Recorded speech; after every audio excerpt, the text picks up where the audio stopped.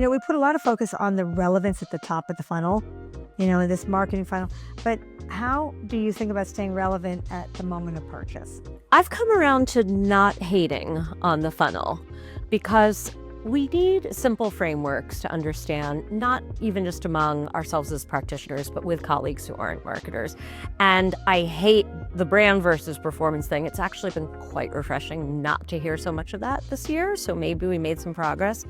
The funnel is, of course, not real. No one's behavior is perfectly linear, but it does help, I think, when you're having conversations about different parts of your marketing mix intended to do different things and where you spend your dollars. So I've sort of gone back to using it with all the appropriate little caveats.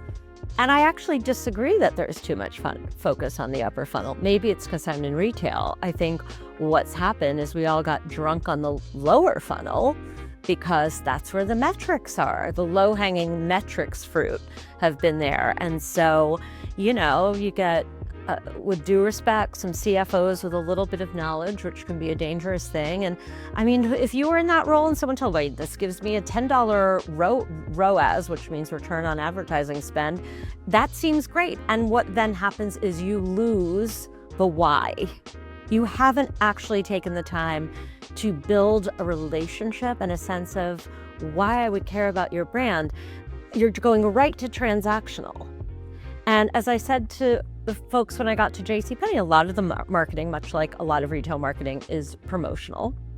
And there's a place for that to drive urgency. But my very simple point was, if I don't care about JCPenney, why will I care about a JCPenney 40% off for friends and family sale? And we just say it, it's like, oh, well, that makes sense. But no one was thinking about it that way. So I actually think there's room for both. You have to make room for both is probably better said. Yeah. And once you create the consideration demand, it's proven to be true that the rest starts to flow through better and more efficiently. Explain like a boundary you pushed in your career that caused the good trouble, or a rule you sort of broke because it didn't make sense and created a new one. I think that one of the unintended gifts of having a career where I've wound up challenging myself by hopping in these sort of non sequitur transitions of industries is it's very easy for people to see what's dissimilar, for example, between luxury beauty and fast food tacos. To me, the more interesting exercise of that was applying lateral thinking and saying, but actually what makes them the same in terms of what motivates people. And so a good example of this was like when I went to Taco Bell and started reframing the way we needed to think based in business challenges. So for example, there's conventions in every industry. In fast food, there are conventions on how we sold value.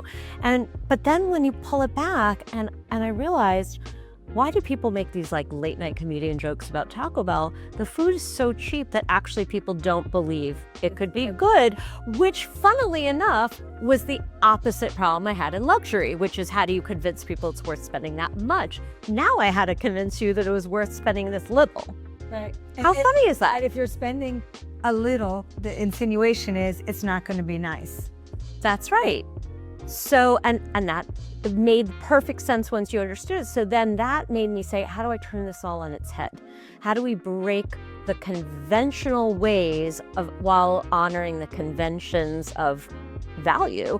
And that led to some of my favorite work I've ever done in my career, which was, and it started with then asking more what if questions, like what if we made our customers feel smart, not cheap, for ordering off of our dollar menu?